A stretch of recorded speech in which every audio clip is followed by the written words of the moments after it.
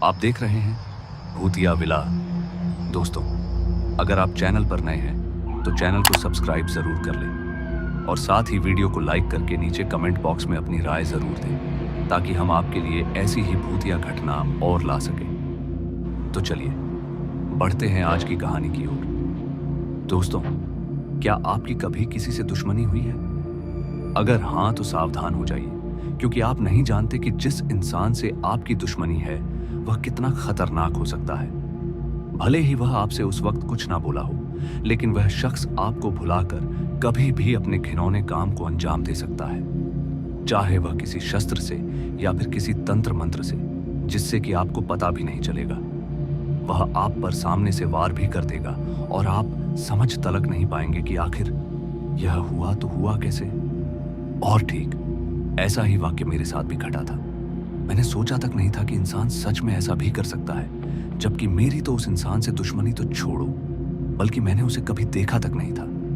पर हाँ, मेरी माँ ने मुझे जरूर बताया था कि वह इंसान मेरे पिताजी का कोई दूर का जान पहचान का था। लेकिन जब वह मुझसे मिला और फिर जो उसने अपनी काली विद्याओं से मेरे साथ दहशत मचाया, वह सुनकर तो आपके भी रोंगटे खड़े हो जाएंगे। तो दोस्तों, क्या है असल हकीकत मेरी जिंदगी की, आइए जानते हैं पूरी गहराई से। दोस्तों, मेरा नाम मुरारी लाल है और मैं केरला के एक छोटे से गांव का निवासी हूं। वैसे तो मैं फिलहाल अभी चेन्नई शहर में रहता हूं अपनी फैमिली के साथ। पर जब यह दर्दनाक हादसा मेरे साथ हुआ था तो उस वक्त पिताजी के देहांत के बाद मैं अपनी मां को लेकर चेन्नई आ गया था, जहां पर रहकर मैं अपनी दुख भरी जिंदगी से उभरकर एक नई जिंदगी की शुरुआत में लग गया। सब कुछ ठीक ठाक था।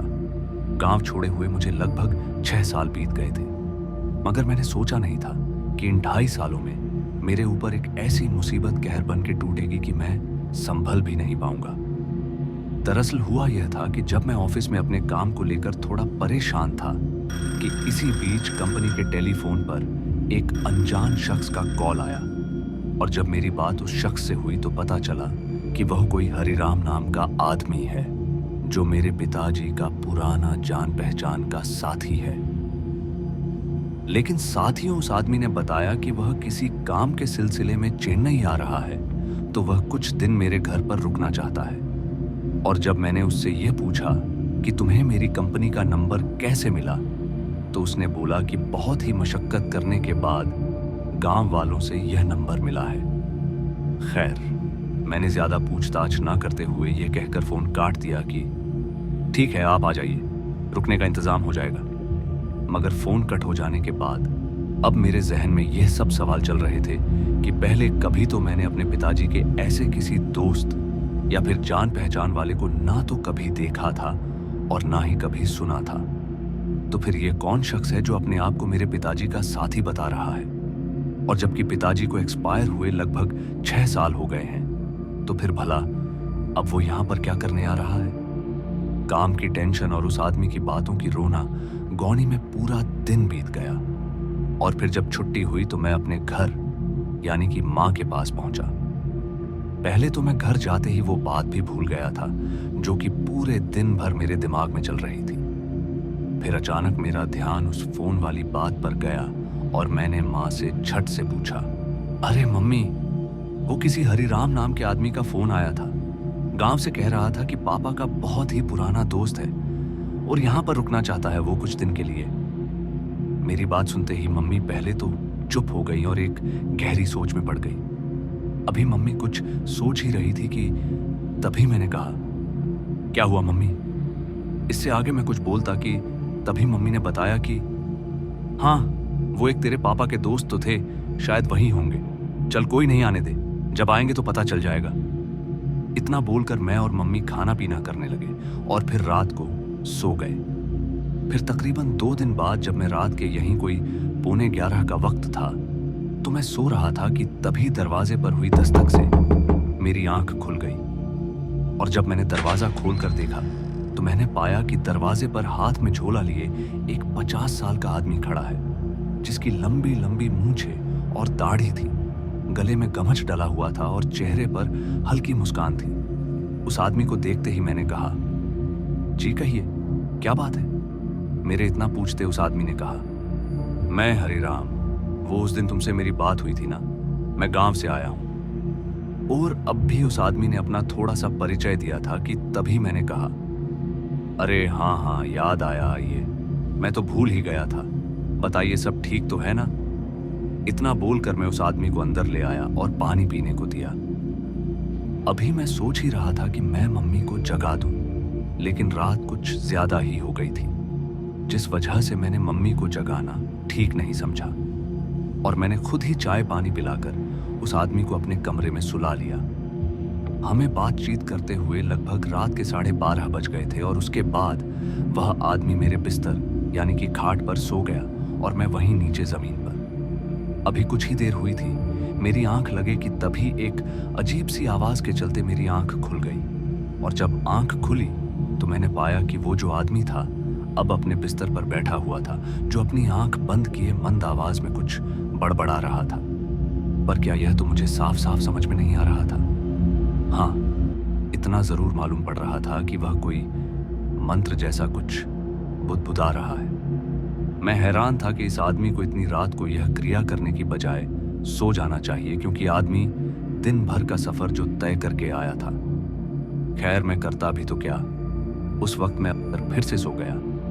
लेकिन मुझे क्या मालूम था कि अभी जो आदमी कर रहा है, मैं उसकी वजह से बहुत ही बड़ी परेशानी में फंस जाऊंगा, क्योंकि कुछ देर के बाद ही मुझे अजीब सी आवाजें अपने कमरे में सुनाई देने लगी थी, जिसके चलते मैं बहुत ही ज्यादा डर गया था और उठकर बैठ गया। पर मैं सबसे ज्यादा हैरान तो तब हो गया जब मैंने उस आदमी को सोते हुए देखा था, क्योंकि अभी कुछ देर पहले ही वह आदमी अपने बिस्तर पर बैठा हुआ था। पर डर वाली बात तो यह थी कि यह अजीब सी आवाजें अभी भी आ ही रही थी। मेरे समझ में नहीं आ रहा था कि वह आवाजें कहां से आ रही हैं। एक पल को मैंने सोचा कि मैं उस आदमी को जगा लेता हूं, लेकिन मैंने ऐसा नहीं किया और उस पूरी रात मैं उन आवाजों के डर के साए में ही जगा रहा। फिर जब सुबह हुई तब जाकर उन आवाजों का आना बंद हुआ। वो आदमी 2 से 3 दिन मेरे घर पर रुका और ठीक रात को वह अपने बिस्तर पर बैठ जाता और धीरे से कुछ बुदबुदाता और सो जाता। फिर उसके बाद मुझे वही आवाजें सुनाई देने लगती जो पहले सुनाई दी थी। पता नहीं क्या बीमारी थी उस आदमी को, जो वह रात में ऐसी हरकतें करने लगता। खैर, जब वह चला गया तो मैंने सारी बात मम्मी को बताई, जिसे सुनकर मम्मी भी हैरान हो गई। लेकिन अब उस आदमी के जाने के बाद हमारे घर में एक नई मुसीबत सामने खड़ी हो गई थी, क्योंकि जब भी हम माँ बेटे रात को सोते तो रात भर हमें अजीबोगरीब आवाजें सुनाई देने लगती। ऐसा लगता जैसे कोई एक दूसरे को मार काट रहा हो, कोई बहुत ही दर्द में हो, तो कभी ऐसा लगता जैसे घर में कोई घूम फिर रहा हो। हम दोनों माँ बेटे उस दहशत भरी आवाजों के चलते मानसिक बीमारी का शिकार होने लगे थे। ना ही तो मेरा किसी काम में मन लगता और ना ही तो किसी से बात करने का जी करता। तभी एक रात जब मैं और मम्मी हम दोनों खाना पीना कर रहे थे, तो उस वक्त यही कोई रात के 8:30 बजे का वक्त था कि तभी घर में एक गंदी बदबू फैलने लगी। वो गंध इतनी जोरदार थी कि मुझसे रुका नहीं जा रहा था। मम्मी को उसी वक्त उल्टियां होनी शुरू हो गई, जिस वजह से मम्मी की तबीयत कुछ ज्यादा ही बिगड़ गई। अभी मैं मम्मी को ही संभाल रहा था कि इसी बीच एक तेज हवा का झोंका न जाने कैसे घर में घुसा और घर का पूरा सामान इधर से उधर बिखर गया, जिसे देखकर अब मेरी भी हालत खराब होने लगी थी। खैर, उस वक्त मैंने अपनी मम्मी पर ज्यादा ध्यान देना ही ठीक समझा और मैं तुरंत ही उनको नजदीकी अस्पताल ले गया। पर मम्मी की तबीयत बिगड़ती जा रही थी और समझ में नहीं आ रहा था कि आखिर यह हुआ क्या है, और वह पूरी रात मेरी अस्पताल में ही कटी। पर मैं उस रात यही सब सोचता रहा कि आखिर यह सब घर में हो क्या रहा है। फिर जब सुबह हुई तो मैं मम्मी के पास गया तो अभी मम्मी सोई हुई थी, पर मेरे मन में वही सब बातें चल रही थी कि आखिर यह सब क्या है। यही सब सोचते हुए मैं नीचे हॉस्पिटल से बाहर गया और वहीं एक चाय की टपरी पर बैठकर चाय ली। चाय में 2 से 3 ही घूंट मारे होंगे कि तभी मेरा माथा ठनका और जब मैंने सामने देखा तो एक केसरिया धोती पहने बाबा सर नीचे झुकाए अपना रास्ता तय कर रहे थे। उन्हें देखते ही मैं तुरंत उनके पास गया और उनके आगे हाथ जोड़ते हुए अपनी सारी बात बताई। पहले तो वह बाबा मुझे ऊपर से नीचे तक घूरने लगे, लेकिन कुछ देर के बाद गंभीरता से बोले कि तुम पर बहुत ही बड़ा संकट है और तुम्हारे घर में जो बिस्तर है उसके नीचे शमशान से लाया गया एक काला कपड़ा है जो जादू टोने में काम आता है। किसी ने तुम्हारे घर में उस काले कपड़े को शमशान से जगाकर उस बिस्तर के नीचे रखा है, जो तुम्हारे घर में विनाश का कारण बनेगा। जितना जल्दी हो सके तो उस काले कपड़े को घर से बाहर ले जाकर आग से जला दो और घर में एक पूजा करवाओ ताकि घर का शुद्धिकरण हो सके। उन बाबा की बात सुनकर मैं तुरंत ही उन बाबा को हाथ जोड़कर अपने घर ले गया, जहां जाकर जब मैंने अपने बिस्तर के नीचे देखा तो सच में मेरे बिस्तर के नीचे एक काला कपड़ा सिंदूर से सना हुआ रखा था। उन बाबा ने तुरंत उस काले कपड़े को हटाने को बोला और उसे जला दिया। पर हैरानी वाली बात तो यह थी कि जब वह कपड़ा जल रहा था तब उस कपड़े से जिंदा इंसानों के चीखों की आवाजें मेरे कान में गूंज रही थी, जिसे सुनकर मैं बुरी तरह से डर गया था। खैर, तभी उन बाबा को मैंने उस आदमी वाली सारी बात बताई कि किस तरह से वह आदमी रात को मेरे कमरे में उठता और अजीब सी आवाज में कुछ मन ही मन में बड़बड़ाता रहता। और तभी उन बाबा ने बताया कि वह तुम्हारे पिताजी का बहुत ही पुराना दुश्मन था और उसने ही तुम्हारे पिताजी को मारा था और अब वह तुम्हें बर्बाद करने के लिए आया था यहाँ पर। इसके पीछे का कारण तो मैं नहीं जानता, लेकिन वो तुम्हें मारने आया था। इसी के साथ अब उन बाबा की बात सुनकर मुझे अपने आप पर बहुत ही गुस्सा आने लगा कि मैंने बिना सोचे समझे दूर के जान पहचान के इंसान को अपने घर में बेवजह ठहरने दिया। खैर, तभी उन बाबा ने घर में मंत्र के साथ घर का शुद्धिकरण किया और जब मम्मी ठीक हो गई तो हमने अपने घर में पूजा पाठ करवाई और फिर उसके बाद से फिर कभी भी हमारे साथ ऐसा कभी नहीं हुआ। पर उस दुश्मन आदमी जिसका नाम हरिराम था, पता नहीं उसका क्या हुआ, यह मुझे आज तक मालूम नहीं चला। खैर दोस्तों, भगवान की कृपा से आज सब कुछ ठीक ठाक है और अब मेरी शादी भी हो गई है और मैं 2 बच्चों का बाप भी हूँ। पर वह हादसा आज भी मेरे जहन में बसा हुआ है और मुझे बार बार अपने आप पर गुस्सा आता रहता है। तो दोस्तों, आज की इस कहानी में बस इतना ही और मैं आपका दोस्त जल्द मिलूंगा एक ऐसी ही और डरावनी कहानी के साथ। धन्यवाद।